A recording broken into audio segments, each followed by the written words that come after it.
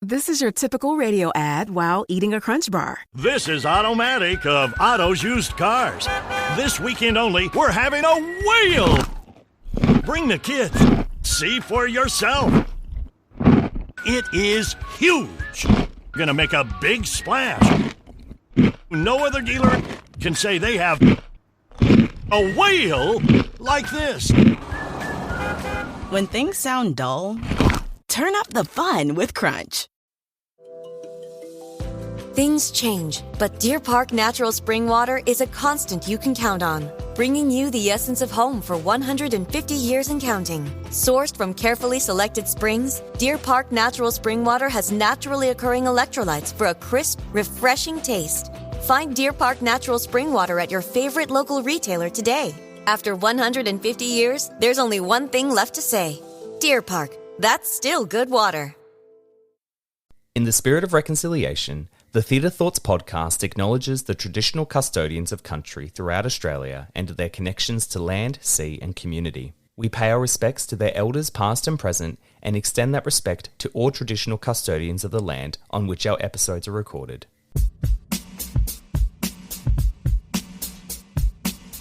The wonderful and amazing Hans Zimmer wrote the score that is the music that wasn't songs or derived from the songs. So we had a fantastic time working together. I mean, Hans is obviously amazing. And it's always surprised me how popular the animated feature was with kids. Yeah. You know, it seems kind of adult to me, but I meet people all the time who tell me that it was their favorite animated feature growing up. You're listening to the Theatre Thoughts podcast, your backstage pass to the world of theatre in Australia and beyond. I'm Justin, your guide through the drama, comedy and pure magic of the stage from the heart of Australia to the grandest stages worldwide. Join us here for enlightening conversations, reviews and behind-the-scenes stories from the artists themselves. Subscribe for your regular dose of theatre inspiration and consider supporting us on Patreon for exclusive content. Follow us on Instagram at TheatreThoughtsAUS and TTPod_official and discover even more over on our TikTok, Theatre Thoughts Australia. So join us as we rise the curtain on a brand new episode of the Theatre Thoughts podcast.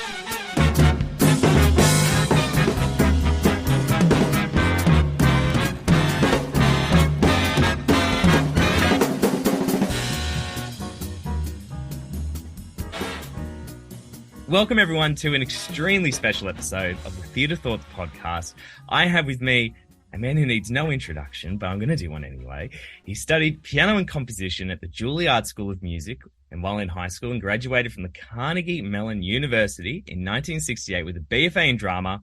In 1971, he wrote the music and lyrics for Godspell, for which he won 2 Grammys, among other awards. He's collaborated with Alan Menken on Pocahontas, The Hunchback of Notre Dame, and Enchanted, as well as writing the music for Prince of Egypt, and not to mention he's the writer of WICKED, which is currently playing in Australia. Stephen Schwartz, thank you so much for joining us on the podcast. Good morning, Justin. Happy to be here, and hello, Australia. This is a pinch me moment. When I got the email through, I was just like, I'm sorry, what? And I had to do a double take. I was like, yes, I'd very much love to talk to Stephen Schwartz. Thank you very much. Well, happy to talk to you. And, we're talking about this video capture of the production of Prince of Egypt that was in the West End for about a year. And it's, I'm a fan of the production. Let's put it that way. Yes, I thought it was a beautiful production. So I'm excited that it's been captured on video and gotten out into the world, and happy to support it. And of course, you worked on the film with Hans Zimmer, so you've got a long history with it. And it was really weird because I got the link and I watched the production, and I felt like, to be honest, I felt like a kid again because I haven't seen it since I was a young boy. And I knew, the whole story of Moses and Exodus and everything. And the music of The Prince of Egypt, the film, was one of those ones that was just so elevated for a DreamWorks animated film. And it stuck with you. And so when I was watching the recording and I was listening to, Deliver Us and all the other songs in there, I was just transported back to watching it as a child. And You're right. It's an amazing production. I was gobsmacked. Thank you. Yeah, for those of your listeners who don't know, I wrote the songs for the original DreamWorks animated feature, which was in the I think it came out in 1999 or something like that. Excuse me, it's early here in New York, so I'm drinking my tea and clearing my throat. The wonderful and amazing Hans Zimmer wrote the score, that is the music that wasn't songs or derived from the songs. So we had a fantastic time working together. I mean, Hans is obviously amazing. And it's always surprised me how popular the animated feature was with kids. It seems kind of adult to me, but I meet people all the time who tell me that it was their favorite animated feature growing up. And I've asked why, because I would expect it to be something more cartoony, but from what I'm told, kids like sort of the reality of it, that it deals with big issues and doesn't shy away from dark, the dark part of life. And also, I think they respond to the character of Moses trying to find himself and what is his purpose in the world. But yeah, I mean, that pleases me obviously a lot. And then I was very happy, as I told you, with the production of the stage show, which obviously has many more songs in it than the movie, because it's a stage show, so it can be longer, and also gets into, I think, in a more complex way, the relationship between the two brothers of Moses and Ramses. Yeah, I was going to say, it really delves into it a lot more, and you really feel for Ramses more than I think you would in the film, because he's given this role of being the pharaoh. He has to live up to his father, just as Moses needs to find who he is. So, and I think this is like what you do well with Wicked as well. You create really beautiful relationship dynamics between your main protagonists, and especially in their music and their big ballad numbers that really complement each other, which I think carries on with Prince of Egypt as well. Thank you. Yeah, I mean, that's what's interesting to me is, when I was a kid, my favorite musical was Rodgers and Hammerstein's The King and I, though obviously, even though I'm older, I wasn't old enough to see the original production, but I, saw revivals. And what I loved about that show was the relationship between the King of Siam and Anna, and that one wasn't a hero and one wasn't a villain, and it was a complicated relationship that was ultimately based on love, but wasn't simple, good guy, bad guy. Obviously, that's what Wicked is about, and we tried to bring that approach to to Prince of Egypt as well. No one is a villain to himself.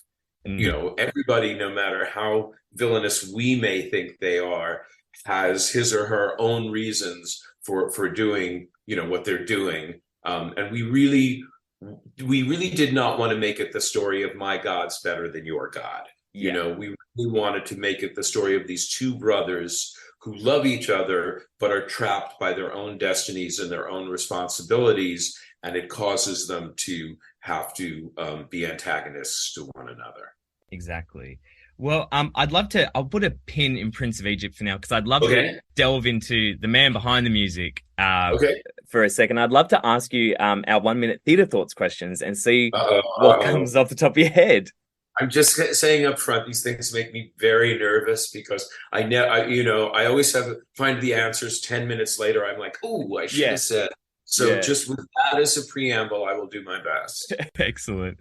All right. Well, let's have a look. So the first question is, what has been your favorite production you've seen recently? Well, I'm New York based, so I'm going to talk about Broadway shows, which may not yet have gotten to Australia. There was a wonderful musical that opened last year called Kimberly Akimbo, that actually won the Tony Award, etc. And it's a really beautiful and quirky and quite touching show with great performances. And Janine Tesori wrote the music, and I'm a big fan of hers. So I really did love that. And I think in terms of musicals, that's been my favorite recent show that I've seen. Beautiful. Great answer. Okay. Name a production that's left you speechless. Doesn't have to be recent, could just be at any moment. Oh gosh, there are a lot of them. Yeah. I mean, off the top of my head, I would say two of them. One of them, which is recent and is not a musical, but the production of Harry Potter and the Cursed Child. I don't know. Yes. There. Yeah, I saw that this year, actually. Yeah, I actually saw it. I've seen it 3 times, and I saw the full length one where you went out to dinner between the part 1 and part 2. And I thought that is one of the best productions in terms of the staging and the design. That it was jaw dropping to me. It's so good. And then going way back, I guess I would cite the original production of A Chorus Line, right, because I'd never seen anything like it. And the first of all, the use of dance, but also the sort of reality of it was very influential on me. Some years later, I did the show Working, and that was obviously very influenced by A Chorus Line. And just how much Michael Bennett and his team achieved with such simple elements, I thought was really dazzling as a production. Beautiful. I love that. It might be a bit of a tough one, this one, but I'd love to know, what's the most rewarding show you've worked on? That's an interesting question. People always ask me my favorites, and I decline to answer those because I think that's a different question, and I don't like to get myself in between the audience and the work. But exactly. I think over time, the most rewarding show for me has been Children of Eden. It's a very, very meaningful show to me in terms of its themes, and the fact that it took a while for my co-writer John Caird and myself to get the show right. We had a London tryout that didn't work initially, and then we went back and worked on the show over time, and now it's become sort of this staple of musical theater. But I think it was very rewarding to me to, for want of a better word, solve that show and make it work, because I'm very proud of my score for it, and I feel the themes are extremely relevant to what we're dealing with in our world. I love that. That's great. I love that you've gone, the rewarding, the challenges that you face, and that's like rewarding in itself. Great. Okay, last one is, do you have, or what is your all-time favorite musical? Well, I already talked about King and I. Yes. And that remains my all-time favorite musical. I talked about how the characters are portrayed, but also the score by Richard Rodgers, obviously Oscar Hammerstein's lyrics, but particularly the music for King and I, and how Rodgers was able both to evoke a place like what was then, obviously it's Thailand now, but was then Siam, and still sound like Richard Rodgers. I mean, there's a direct line from the score for King and I to the score for Prince of Egypt, where my attempt was to achieve the exact same thing that Rodgers did, to evoke the feeling of ancient Egypt and the Israeli tribes, the Hebrew tribes, but also sound like myself at the same time. Things change, but Deer Park Natural Spring Water is a constant you can count on, bringing you the essence of home for 150 years and counting. Sourced from carefully selected springs, Deer Park Natural Spring Water has naturally occurring electrolytes for a crisp, refreshing taste. Find Deer Park Natural Spring Water at your favorite local retailer today. After 150 years, there's only one thing left to say. Deer Park, that's still good water. Don't just take, give with the Instax Mini Evo. A hybrid camera and printer with a classic retro design and a host of new features. 10 lens effects and 10 film effects give you 100 different ways to express yourself. Show how you see the world with an instant high-quality print. Discover endless possibilities to create and share with the Instax Mini Evo. Find out more at instaxus.com. Excellent. Well, actually, that's a great segue because I was going to actually talk about the music now for Prince of Egypt. Well, thank you, first of all, for doing our Theatre Thoughts questions. I love that so much. But what you just said about replicating and kind of being inspired by that music, when I was listening to Prince of Egypt in terms of the big musical version, I was listening to it, and what you said about capturing Egypt and the vastness of it, it was reminiscent to me of some of the music that was in Miss Saigon in terms of the vastness of the situation that the characters found themselves in, especially with Deliver Us as this big, powerful opening number. And I was just like, it's like, I just had flashes of Miss Saigon because I was like, big, beautiful, punchy vastness of the entire space. And I'd love to know, like, when you were working on this music, what was the influences for you to get all these other songs? Because obviously you worked on it way back in 1998, 1999, but adapting it to the stage would have been a very different task altogether. It was, but I returned to the same sources that I used. Obviously my research from the when I was doing the film, I didn't throw it away, so I still had it. And I had recordings of ancient Egyptian court music. How anyone knows what it was, I don't know. But apparently someone did some research and recorded what they could find.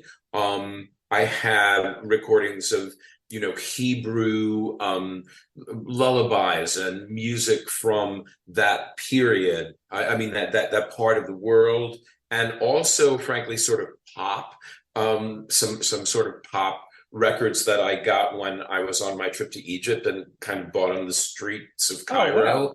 Oh, wow. Just to try and get that flavor. And obviously with a movie, you can have a 90-piece orchestra, so you're not able to do that in a show, but we wanted to get the epic quality that the score for the movie had, Justin, that you were just talking about. And the orchestrator, August Eriksmoen, is a guy who's extremely good with bringing authentic kind of ethnic instruments in. He did the orchestrations, for instance, for Come From Away, where he got Northern Canadian side. He's very good at interpolating authentic instrumentation into his score. And so he did that as well with the orchestrations for Prince of Egypt. So there are a lot of authentic Middle Eastern instruments, particularly percussion instruments, but some wind instruments as well that are used as part of the orchestra.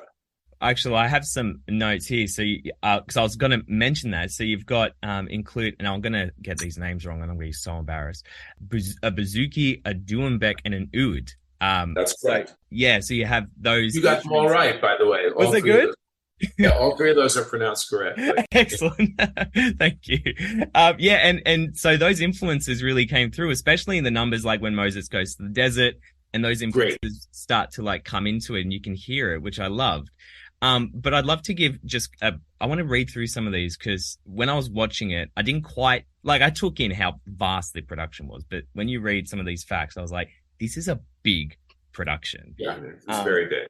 So it's a company of almost 60 artists. It includes fire effects, illusions, pyrotechnics, performers flying. You've got projections. More than 50 makers, milliners, and sewers were involved in producing over 1,000 individual costumes, headdresses, jewelry, pairs of shoes, and wigs. It is a big production. And I think it's the only way you can tell this story as well. Yeah, it's a big story about big events and people dealing with huge emotions. We were in a big theater. We were in the Dominion Theater in London, which is vast, and we had to fill that theater. And I just think the design, I hope it comes across in the video capture of it. It's hard because I know what it looked like on stage, and it was kind of jaw-droppingly beautiful. I think you can see it because there are a lot of long shots of camera, and you get a feeling for what it looked like on stage. But it was pretty amazing to see, because it went out into the house and kind of enveloped the audience as well. So yeah. That's beautiful. And I think you can tell especially by the sheer number of the ensemble that are in it, and the body work that goes into it. I thought was so clever, because you could have done projections, you could have done, sets, but the ensemble themselves make like the burning bush, they make the trolleys that the slaves pull the bricks on. It's very clever, and I think it adds some themes to it as well in terms of... Yeah, I agree. Yeah. Sean Cheeseman did the amazing choreography. Scott Schwartz is the director, and together they came up with this concept that since there were laborers who were doing all this work, you shouldn't use like machinery that just, or as you say, projections, but the use of dancers' bodies should create the Nile and the sands of Egypt, and the stones of the desert, as you say, the burning bush. This is all created with dancers, and I had never quite seen anything like it. I thought it was pretty amazing. Yeah, definitely. Well, I'd love to jump back a bit, and I'd love to ask the tale of how it came about. How did, this land on your desk and say, we'd love to do the stage adaptation? Well, for years, I personally, but also DreamWorks, the company, kept getting requests for to be able to do a stage version of the show. And there were sort of groups doing it illegally. Oh, right. When I was in Denmark working on something, the book writer for Prince of Egypt, Philip Lazebnik, who lives in Denmark, said, I hear they're doing a stage version of Prince of Egypt over in Sweden. Should we go over and take a look at it? And, we did, and they just were making up their own version. And so, we got in touch with DreamWorks, and we said, well, we should probably do something about this, so that if people want to do the show, there's actually a real show for them to do. And meanwhile, DreamWorks had been considering putting together a stage version, just as I say, because they're getting so many requests. What's so great now is that the MTI, the licensing company, is putting together the show so that it can be licensed. If you want to do it in your school, if you want to do it in your, home theater or whatever, very, very soon you'll be able to. And now there's both the cast recording of the songs, but also now this video recording to help people get an idea of, these are some things you could do. I mean, obviously in a school, they're not going to do a production the size of the stage what's on the video, but they can be inspired by that and make their own choices. So, I'm excited that along with this video being put out there, the ability to license the show is also being made possible. Yeah, definitely. A question I'd love to ask, I know we're heading towards the end of our time, but I'd love to ask you a question I ask everyone on the podcast, because everyone always gives different answers. It's not like an off the top of your head one. I get intimidated by these things. Yeah. I'll ask it and we'll see how we go. So I'd love to know how you think the theatre industry's changed over the years, and how those changes have impacted the work that you do and the work that you create. Okay, I mean, I think it's changed in some positive ways, but also some not good ways. Just to be brutally honest, at least, again, I work in New York, principally in the Broadway theater, but also, see what goes on in the West End of London. And I understand the reasons for this, but I feel there's an awful lot of playing safe. Right. There's an awful lot of, we can only do something pre-sold. Now, admittedly, we're talking about Prince of Egypt, which was a title that people wanted to see. So in a way, this falls into that category, although we tried to do some dangerous things during the production, so it wasn't, simply pick it up from the animated feature and put it down. Yeah. But I try not to let that philosophy impact what I do. I try to keep dealing with subject matter that's unusual and maybe you wouldn't expect it. But it delves into things that are, it's not just a jukebox musical, in other words. Not to put those down. Some of them are excellent, some of them not so excellent, but there are some good jukebox musicals. Yeah, I still respond to, I mentioned Kimberly Akimbo to you before. Just an interesting, weird play that got converted into an interesting, weird musical with a very original score. And that's still what I respond to the most. That's great. That's so good. Yeah, I find it, because I was really interested to ask that question, because obviously you've had, such a career working with so many people in so many different facets of, the entertainment world. So yeah, so when I was thinking about that question, I was like, what is he going to say? Like, how can I ask him this question? So yeah, thank you so much for that. I think it's very enlightening to see your thoughts on it. Thanks. Excellent. Well, I know we're at the end of our time.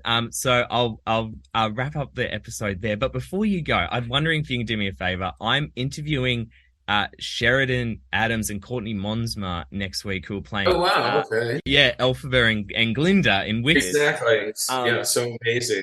And I'm sure you've sent out a message, or if you haven't, I'd love for you to say a quick hello, so I can be like, oh yeah, who says hi.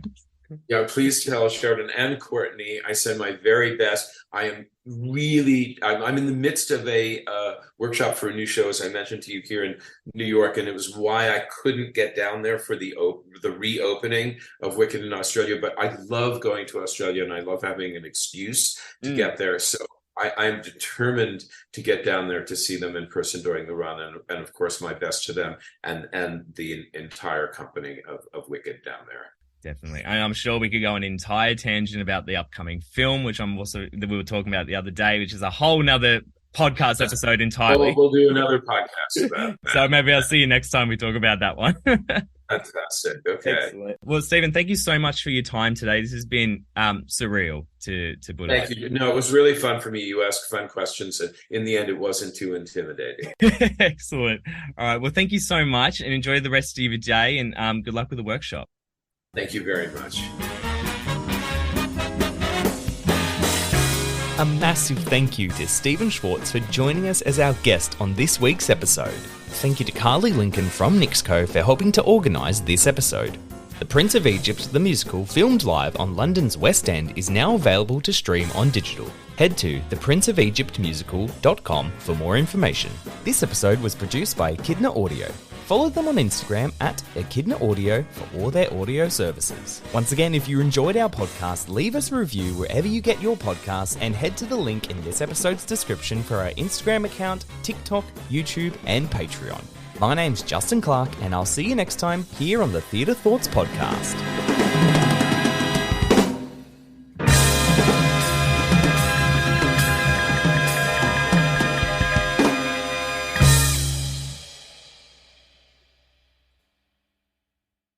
Have you ever wondered how your favorite performer actually feels? Well, here's your chance. Welcome to The Quiet Part Out Loud with me, Bobby Steggert, Broadway actor and now a therapist to a whole host of Broadway creatives. Part interview, part therapy, this is not your typical podcast. We'll go right to the heart of things with some of your favorite artists, what they still struggle with, what lessons they've learned, what they haven't figured out yet. There's enormous power in saying the quiet part out loud. Are you listening?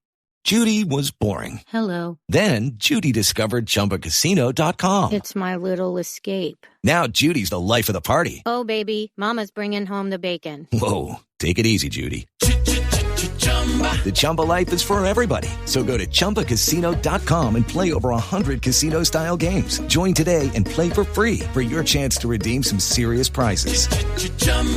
ChumbaCasino.com.